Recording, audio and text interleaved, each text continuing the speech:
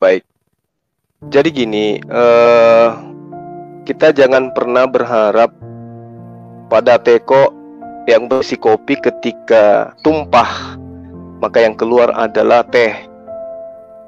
Ya, begitupun sebaliknya, teko yang berisi teh, jika tumpah, jangan berharap yang keluar itu adalah kopi.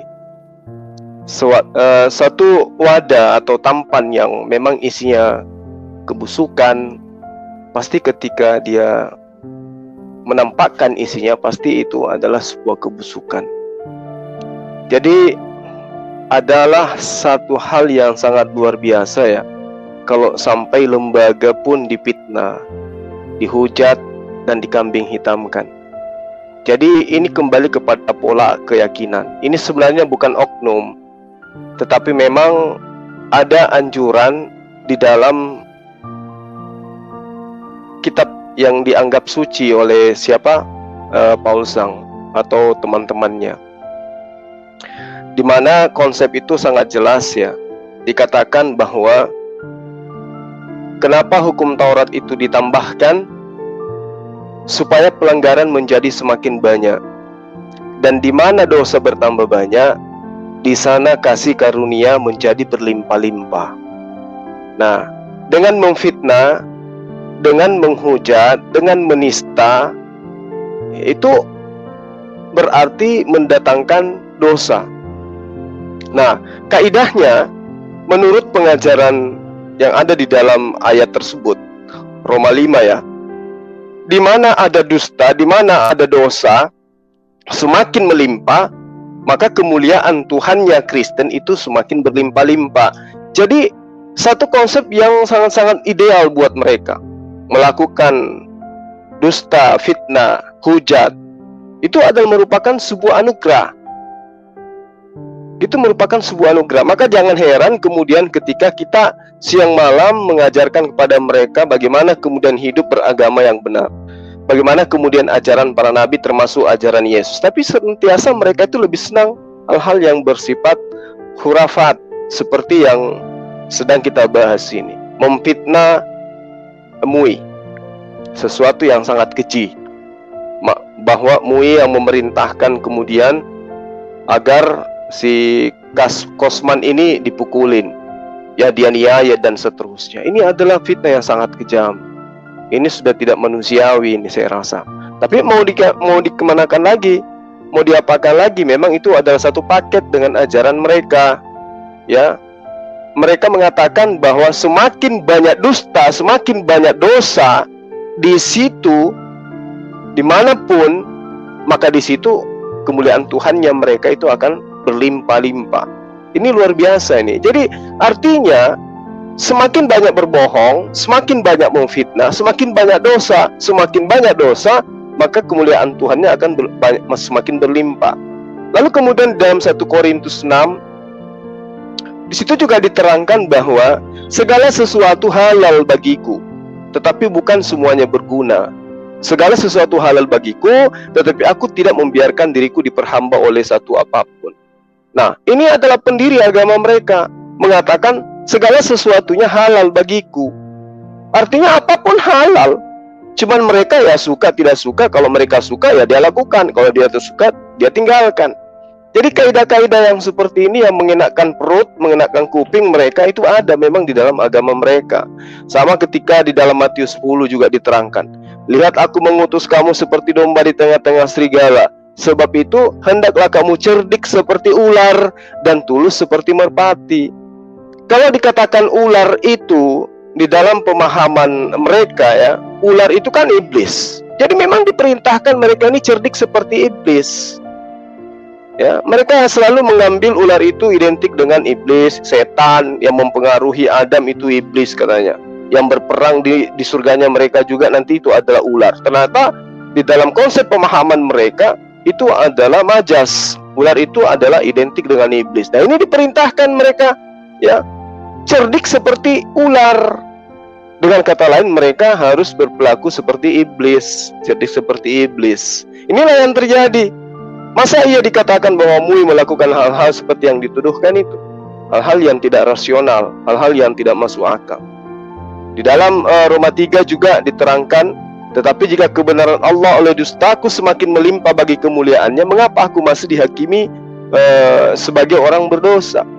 Jadi memang mereka konsepnya dusta sama dengan kemuliaan Tuhan, dosa bertambah sama dengan kemuliaan Tuhan berlimpah.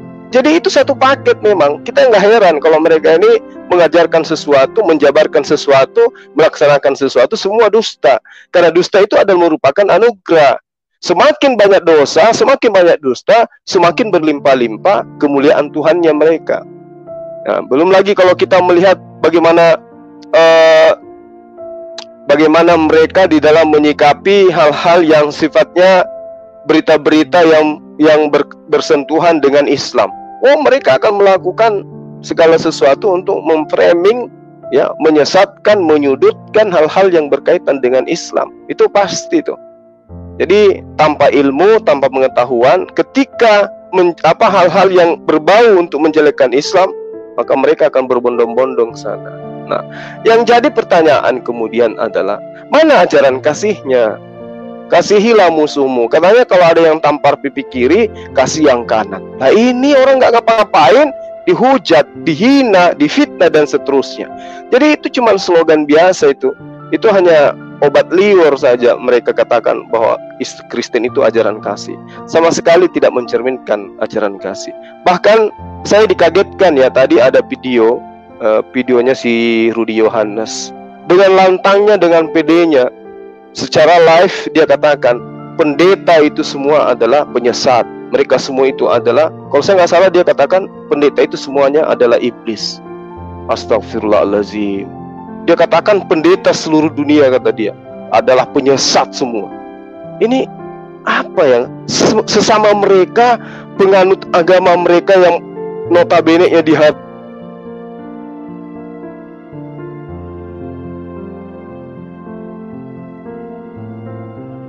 Halo Bang Juma? Halo? Iya, ini batu dan seterusnya. Sementara mereka secara di internalnya mereka saja, mereka saling sikut, saling gigit satu sama yang lain. Jadi kaitannya dengan ini, meskipun saya tidak mengikuti perkembangan daripada kasus daripada Kosmon ini ya, tapi paling tidak saya mendengarkan bahwa MUI dikatakan seperti itu adalah fitnah. Saya yakin 100% itu adalah fitnah. Demikian tuh sementara, Adinda. Oke, makasih ya. Dan ya, di sini juga udah ada Wak Labu sang The Batman. Silakan. Shalom. Ko Julius. Ya, mungkin sebelumnya saya kasih Gus Andi dulu ya untuk pemaparannya. Ada fitnahan kalau ada perintah ya dari MUI untuk membunuh. Tes, suara saya kedengaran? Kedengaran. Iya. Ya, jadi biar Bang Gus Andi sebagai seorang praktisi hukum untuk menjelaskan fitnahan yang dibuat oleh Paul Jang. Tapi ini Paul Jang nih memang kalau dia penasaran dengan penjara Indonesia, lebih bagus dia datangi sendiri gitu kan. Dia coba tes masuk ke penjara, liatin gitu, apakah benar harus orang perintah dulu, napi, untuk memukul seseorang, atau tuh otomatis begitu melihat muka-muka yang menyebalkan gitu kan. Apalagi kalau Paul Jang masuk, saya penasaran gitu, kalau Paul Jang masuk apa yang akan terjadi sama dia gitu kan. Udah mukanya gitu, belum lagi ya kasus dia ini kan viral, bahkan lebih terkenal dari Kasman ya. Saya ingin tahu apa yang akan terjadi dengan si Paul Jong ini kalau sempat dia masuk ya. Mungkin silakan Gus Andi pendapatnya. Terima kasih. Assalamualaikum warahmatullahi wabarakatuh. Jadi statement dari Cindy Paul Jong ini sebenarnya menunjukkan kualitas dirinya dan etika dirinya yang sangat minim gitu loh. Jadi jauh-jauh ke Jerman gitu, tapi logikanya logika yang putus sarafnya gitu. Jadi dalam kasusnya Kosma ini tidak ada sama sekali peran MUI, itu tidak ada. Jadi kalau kita melihat bahwa pelapor dalam kasus Kosman ini bukan MUI, karena MUI ini adalah lembaga penjaga moral. Jadi kalau tidak salah ada beberapa pelapor yang melaporkan kasusnya si Kosman ini, salah satunya adalah kalau nggak salah BKN dari Barisan Kesatria Nusantara. Jadi pelapornya ini bukan MUI tetapi BKN. Kemudian sifatnya dalam perkaranya Kosman ini bukan pengaduan tapi pelaporan. Ada konsekuensi yang berbeda. Kalau pelaporan itu masyarakat itu hanya melaporkan. Kalau pengaduan itu mengadukan sesuatu dan ada kehendak menuntut begitu. Sifatnya head to head antara korban dan pelaku. Tetapi kalau pelaporan ini masyarakat hanya mengadukan adanya sedang atau telah terjadinya peristiwa tindak pidana. Kemudian untuk naik ke penyidikan, kemudian penetapan tersangka, penahanan, itu wilayahnya penyidik, itu wilayahnya Polri, bukan wilayahnya pelapor lagi. Apalagi kalau sudah ditahan di rutan, ya sekali lagi di rutan, bukan di lapas. Ini aja kadang-kadang teman-teman kita Kristen itu membedakan antara rutan dan lapas saja kadang-kadang masih sangat rancu gitu. Jadi kalau di rutan Mabes Polri itu yang bertanggung jawab itu terhadap segala macam profesionalitas di rumah tahanan itu Mabes Polri. Kalau memang di dalamnya ada penganiayaan, kemudian ada perkelahian antar tahanan, bukan antar napi ini, antar tahanan, itu secara hukum yang bertanggung jawab itu adalah pelaku penganiayaan itu. Jadi yang bisa dituntut, kalau memang si kece merasa ada yang mengintimidasi, ada yang menganiaya, kenapa tidak dilaporkan itu antar tahanan itu? Sementara kalau Polri ini sifatnya bertanggung jawab pada keamanan rutan itu, tetapi terhadap sebuah peristiwa pidana, misalkan penganiayaan yang terjadi di rutan antar tahanan itu, ya tentu pelakunya. Ini si Paul Zong ini logikanya terputus begitu loh. Menyeret-nyeret nama MUI dengan fitnah yang begitu kejam. Padahal mana ada perintah MUI kepada tahanan itu, mana ada. Nggak ada koordinasi sama sekali. Bahkan berhubungan pun tidak pernah. Dalam situasi COVID seperti ini, mengunjungi tahanan itu begitu sulit. Hanya bisa video call gitu. Jadi kalau aku lihat si Paul ini jauh-jauh di Jerman sana, kontribusinya terhadap negara ini tidak ada. Bahkan statement-statementnya yang begitu liar tidak mencerminkan seorang yang punya ilmu yang tinggi, punya hikmat yang tinggi, tapi statement-statementnya justru menjadi bahan untuk pertengkaran, perpecahan di negara ini. Jadi orang ini minim prestasi, hanya jual sensasi. Itu aja. Sebelumnya selamat malam Bang Rudi. Gus Andi, selamat malam. Selamat malam, Gurunda. Oke ya, mungkin kita lanjut kepada Walabu nih ya, kira-kira pendapatnya ya. Mungkin kamu juga udah nonton, Paul Jang mengatakan bahwa si Kasman ya dipukulin sampai babak belur, bahkan tai juga dioleskan ke mukanya, dan dia mengatakan polisi sengaja mengisolasi 14 hari supaya luka-luka dia itu hilang, supaya nggak bisa divisum. Ini kan tuduhan dari si Paul Jang ya, nggak tahu dasarnya apa. Terus dia mengatakan ada perintah MUI kepada napi-napi untuk membunuh Paul Jang. Yang jadi pertanyaan, kalau perintahnya membunuh kok nggak mati gitu ya? Saya juga bingung apakah napinya yang nggak becus atau gimana gitu kan? Kalau udah kroyok massa saya agak ragu gitu bisa selamat ya. 10 orang injak-injak kita di bawah tuh apa nggak mati gitu kan? Kalau udah massa yang gerak. Dan ya ini mungkin cuman fitnahan. Mungkin tanggapan Rudi ya. Mungkin Rudi kan sering nih ke kantor polisi saya lihat ya. Dia ini kan maklar kasus juga nih ya, maklar kasus. Jadi saya rasa udah ngerti lah di apa? Ini dipublikasikan orang banyak. Aku nggak maklar kasus HMC. Boleh kau bicara bantu asal, orang. Tetapi yang berhubung tentang hukum, tentang ini sering membantu orang. Iya, sering membantu orang. Boleh. Ya, sering membantu orang menangani kasus ditangkap. Gak ada salahnya juga maklar bro, maklar gak ada salahnya. Oke, karena Bang Rudi juga sering. Boleh. Siap. Makanya jadi bicara Bang Rudi hukum hati-hati. Ya, Bang Rudi juga sering ya berurusan dengan aparat hukum. Saya rasa juga udah ngerti lah kira-kira di lapas itu gimana. Silakan pandangannya Bang Rudi. Oke, terima kasih. CMC juga tidak bisa membedakan lapas dan rutan. Ya. Nah, oke, selamat malam kepada semuanya. Saya pertama harus menanggapi Zulkifli Mabas dulu. Apa bedanya kok? Kenapa Bang Zuma dulu ya? Ini dendam kesumat sekali Bang Rudi ini ya. Tapi tadi kau bilang kami mau pacaran, sekarang kau ganggu-ganggu. Oh ya betul. Silakan. Selo, duduk manis kau situ ya. Dia tidak ada bedanya dengan grupnya Paul Zang. Apa yang dia sampaikan semua kan fitnah semua. Kalau mereka katanya dusta, maka akan Tuhannya makin gembira begini. Nah, itu tidak ada ajaran dari mana itu. Ya, jangan kita terlalu berburuk sangka begitu ya. Di situ kitabnya ayatnya mengatakan itu, Ruth. Jadi kamu jangan tipu-tipu dirimu sendiri karena di dalam kitabmu ada ayatnya seperti itu. Ada atau tidak ada, Ruth? Buka ayatnya biar ku jelaskan sama kamu. Enggak, saya tanya sama kamu, ayatnya ada enggak? Di dalam agamamu enggak ada? Enggak ada. Enggak ada. Jadi kalau aku bacakan gimana? Buka ayatnya biar ku jelaskan sama kau. Kan ya, saya tidak perlu jelaskan. Saya tanya sama kamu pasti akan berasumsi nanti. Dalil ayatmu. Kamu kan selalu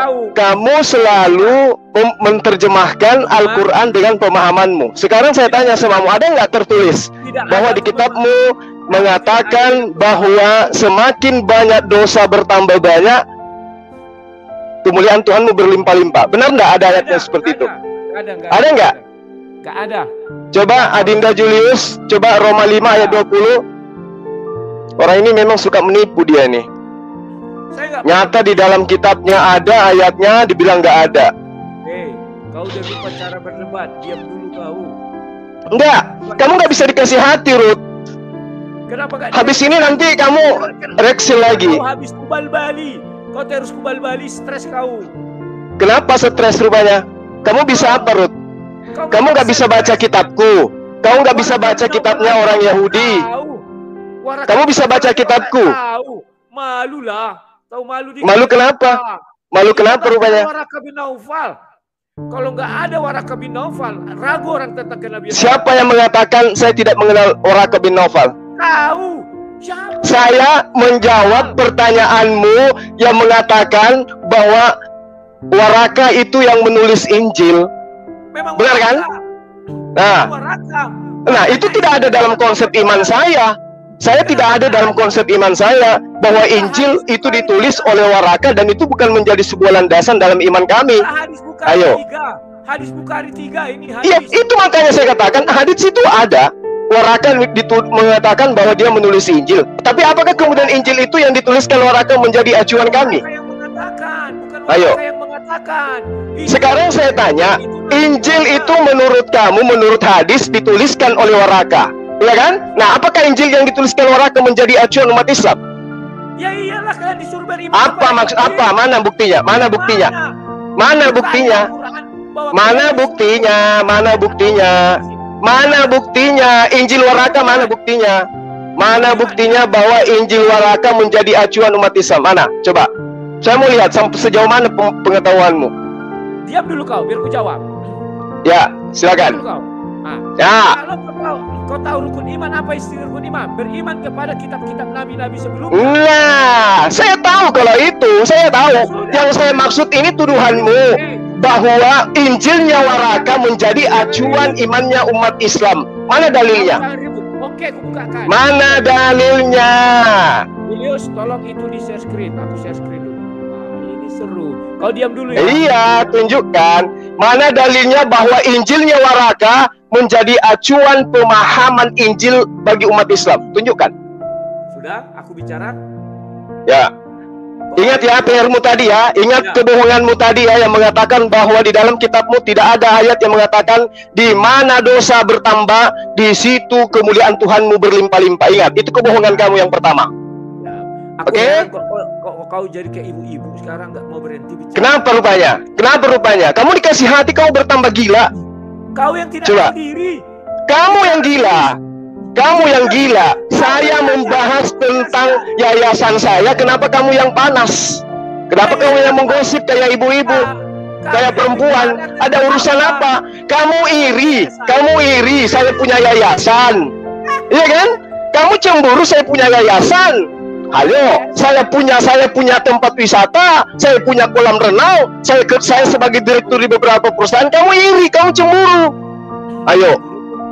Apa? Kamu hina umat Islam, katanya apa dapat celengan apa segala macam. Umat Islam tiada waktu untuk bersedekah dan seterusnya. Kamu itu yang menggosip kayak ibu-ibu, kayak nenek-nenek sudah kau. Makanya aku bilang nenekmu kiper. Coba. Dua atas bawah nih kayaknya sekarang. Coba kau buktikan dulu mana acuannya bahwa umat Islam mengimani Injil berdasarkan Injil yang dituliskan Waraka. Mana? Saya ingin lihat sejauh mana pengetahuan kamu. Ini yang membahas Al-Quran ini. Bicara terus. Coba mana tunjukkan? Biar tenang Mana dulu. tunjukkan? Diam dulu muncul kau itu, tenang kau. Mana tunjukkan? Jangan kau suka bohong-bohong. Aku Kerja tak kau bohong. itu cuma bohong terus. Sudah aku share. Semua yang kau paparkan mengenai saya semuanya dusta, bohong semuanya. Kau yang pendusta. Apanya yang saya dusta? Semua yang kau bilang pendusta. Julius tolong buka itu Julius. Apanya yang saya dusta? Coba. Sekarang kamu Roma 5 di dalam ayatnya sudah jelas. Sudah lihat ini. Ya, bahwa di dalam ayatmu, di ayat dalam kitabmu, bahwa di mana dosa bertambah banyak, maka di sana kasih karunia menjadi berlimpah-limpah. Kau bilang tidak ada ayatnya. Bohong nggak tuh?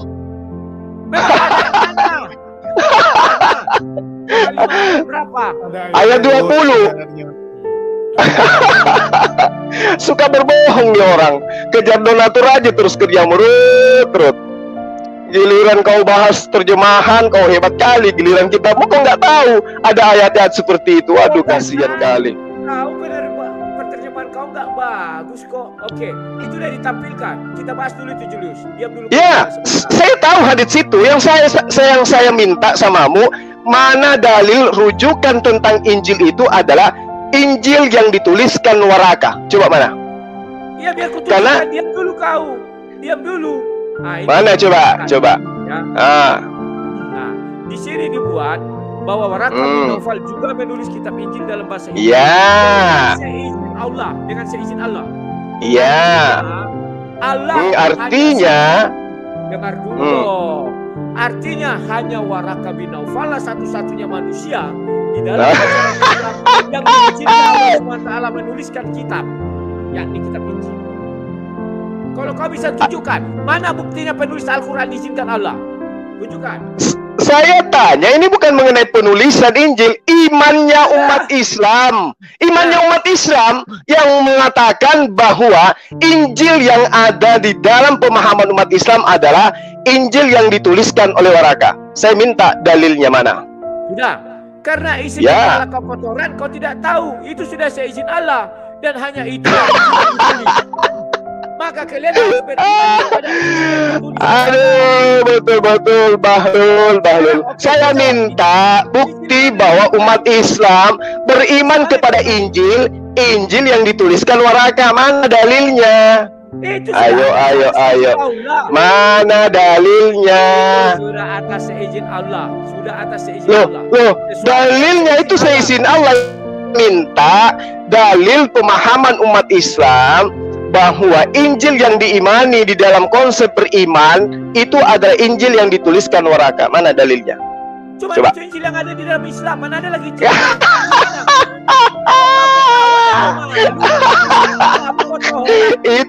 itu makanya aku bilang, Ruth, kamu belum pantas berdebat tentang saya, apalagi membahas tentang Islam. Ilmumu nggak ada, kawan. Tanya kau, tunjukkan Injil yang kau imani. Oke, sekarang kembali, tunjukkan Injil yang kau imani. Coba tunjukkan sama aku. Injil yang saya imani itu adalah Injil yang diajarkan oleh Allah kepada Nabi Isa alaihissalam. Nah, terus apakah sudah dibukukan? Injil yang diberikan oleh Allah kepada Isa alaihissalam dikatakan sebagai Alkitab itu adalah hikmat, sama dengan Al-Quran. Belum ditulis. Al-Quran diwahyukan pada Nabi Musa alaihissalam, kemudian dibukukan oleh orang-orang yang ada pada masanya.